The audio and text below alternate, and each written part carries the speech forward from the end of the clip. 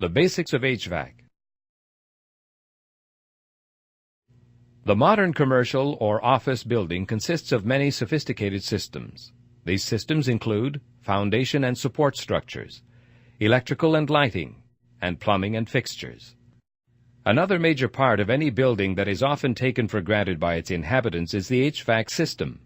HVAC stands for heating, ventilation, and air conditioning. In this unit, we will identify the purpose and goals of the HVAC system, describe basic HVAC parts, and describe how these parts work together. Air quality is an essential consideration in maintaining the productivity, comfort, and health of the occupants and should not be trivialized. If air quality and temperature are not maintained, occupant comfort in the workplace can suffer, directly affecting productivity and morale. The goals of an HVAC system. When examining the design of an HVAC system, we must remember the various roles that the HVAC system plays. We all know that when we're cold, we turn the thermostat up for more heat, and when we're hot, we turn the thermostat down. So the HVAC system keeps us comfortable by adjusting the room's temperature. But equally important, the HVAC system must keep occupants comfortable by supplying fresh air to a room.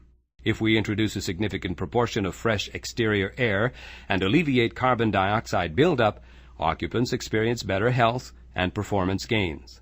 Studies have shown a direct link between CO2 levels and short-term sick leave in office workforces. However, our concerns regarding the HVAC system and occupant health do not end here. In heavily air-conditioned, energy-efficient environments, recirculated conditioned air can carry contaminants which contribute to respiratory illness. It is the HVAC system's job to remove contaminants and dust from the air using filters at various stages. As important as this consideration is in an average office or commercial building, this feature is critical in facilities that contain clean rooms, medical facilities, or hazardous materials. Finally, with the spiraling cost of fuel, HVAC systems must also be efficient and economical. Energy-efficient HVAC systems might incorporate variable air volume designs, components designed for operation at low pressures, digital control systems, mechanisms for reclaiming heating or cooling benefits from recirculated air, and high-efficiency ECM fan motors. Many price products are designed specifically with energy efficiency in mind. By understanding the importance of occupant comfort, we realize the significance of the HVAC system in a building design. It's responsible for controlling the temperature in the environment, providing fresh air to the occupants, filtering out dust and contaminants, while operating in an energy-efficient and unobtrusive manner. The following section covers the different parts that make up a basic HVAC system. Once we understand the range of components involved, we can better understand the reasons for choosing system components from Price's extensive product line. The parts of an HVAC system. The HVAC system installed in a commercial or office space differs greatly from the heating and cooling system that you might be familiar with in your house. In your home, your heating system is set up to deliver warm air during the winter and cool air in the summer. It does this using a furnace or an air conditioner and a common set of ductwork. When your thermostat detects that your home is too cold, it sends signals to the furnace, which then delivers warm air simultaneously to all parts of your house. Note that it is typical to have only one thermostat, and it does not account for temperature variation in any other rooms. Likewise, in the summer, your thermostat will detect when your home has become uncomfortably warm, and it will signal your central air conditioning system to deliver cool air simultaneously to all parts of your house. Again, note that your thermostat is measuring the temperature in only one room. The conditions in an office or commercial space are quite different. Higher concentrations of people and equipment will generate more heat, making air conditioning or recirculation of air more important than providing heat. Although the air handling equipment is centralized, different rooms and regions in the building will have different needs for heating and cooling. These needs are called loads because they place a load or demand on the HVAC system. These loads can come from equipment, people, weather, and many other factors.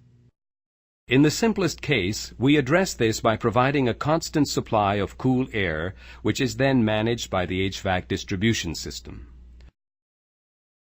The chiller or air conditioner utilizes heat exchangers and circulated fluid or gas to cool the air that is passed through it. The air handler is a fan or a blower that moves air throughout the building's ductwork. Axial or centrifugal fan types may be found in the air handler. Air filters. Depending on the requirements of the occupants and the activities in the building, various grades of air filters are used in the system. General-purpose air filters will be included in the air handler itself, while more sophisticated filters, such as HEPA filters, may be used in the downstream ductwork. Ductwork. Round, square, and rectangular ductwork provides a pass for the conditioned air from the air handling unit to the environment. A damper consists of one or more blades which can be used to control the amount of airflow through a duct. Manual dampers are used to ensure that different parts of the building receive proportional ventilation based on area and demand. Automated dampers may be installed at firewalls which close in the case of a fire. A terminal unit is a device that uses an automated damper to control the amount of air which is delivered to a room or region. The damper is typically controlled by an electric, pneumatic, or digital actuator, which in turn is regulated by a thermostat. A set of adjacent rooms or regions in a building which have identical heating and air conditioning needs are called a zone. It is typical to assign at least one terminal unit and corresponding thermostat to each zone. Price manufactures many different varieties of terminal units to suit all types of building needs. We discuss terminal units in greater detail in the forthcoming terminal units section. Heating coils may be installed after a terminal unit to provide heat on a zone-by-zone basis. As mentioned previously, buildings with a high number of occupants may not require extensive heating even during the coldest months of the year. Heating coils offer an efficient way of providing heat for those few areas that require it and are controlled by the same thermostat system as the terminal unit. Various types of linings are available to dampen noise within a duct. A short length of line ductwork, called an attenuator, is often installed following the terminal unit to dampen discharge noise. Ultimately, the test of an HVAC system lies in its ability to deliver conditioned air to the occupant. Air from the ductwork enters the occupied space through grills, registers, or diffusers, often called GRDs. The term grill is commonly applied to any air outlet or intake that consists of a square or rectangular face and neck and whose facial appearance is made up of louvers which may be used to deflect the air. A register is a grill that has one or more adjustable blades or dampers that control the amount of air that flows through.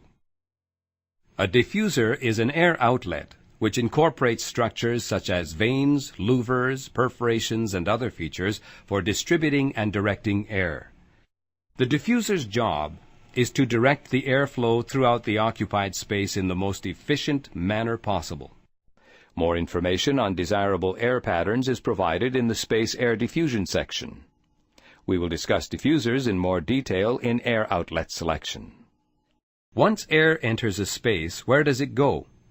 Air circulates through the return inlets and returns to the air handling unit. Unlike an air outlet, a return requires no sophisticated vanes. However, the relative location of the air inlets and outlets can be critical to the efficiency of the system. Upon returning to the air handler, a certain portion of the return air is exhausted and replaced with fresh exterior air.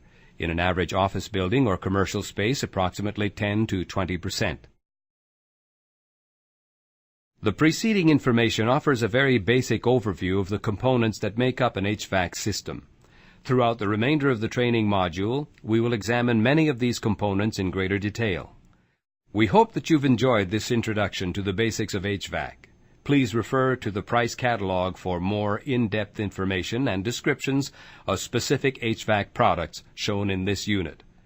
Contact your local price representative or visit our website at www.price-hvac.com for more information.